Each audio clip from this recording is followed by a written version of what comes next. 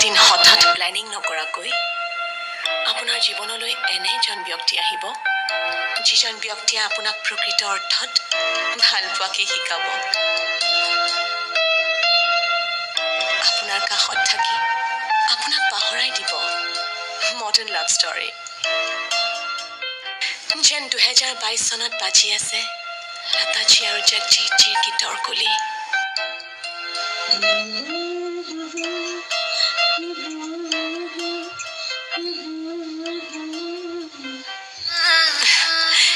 এই কেজুৱেল হুকআপৰ পৃথিৱীত তেওঁ আপোনাক শিকাব শৰীৰৰ স্পৰ্শতকে মনৰ স্পৰ্শ যে কিমান গভীৰ তেওঁৰ মৌনতাই হ'ব সমস্ত পৃথিৱীৰ ভাল পোৱা আৰু তেওঁৰ শব্দ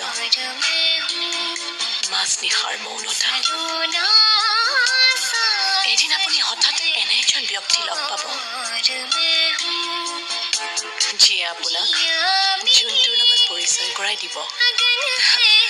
বৰষুণ যাক হঠাতে ভাল লগা হ'ব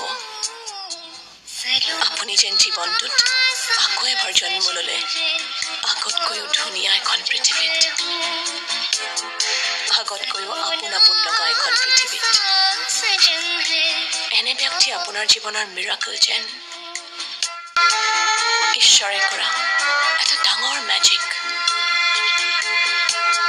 ইমান বছৰ সাধনাৰ পাছত মই তেওঁক পালো মনলৈ ভাবো আহিব যে এনে কি কাম কৰিলো যেন তেওঁৰ নিচিনা এজন ব্যক্তিক মই জীৱনত পালো ভালে থাকক ভালে ৰাখক তেওঁক মৰমত ৰাখক তেওঁক তেওঁৰ দৰে আন কোনো হ'ব নোৱাৰে তেওঁৰ বাহিৰেও আন কোনো হ'ব নোৱাৰে প্লিজ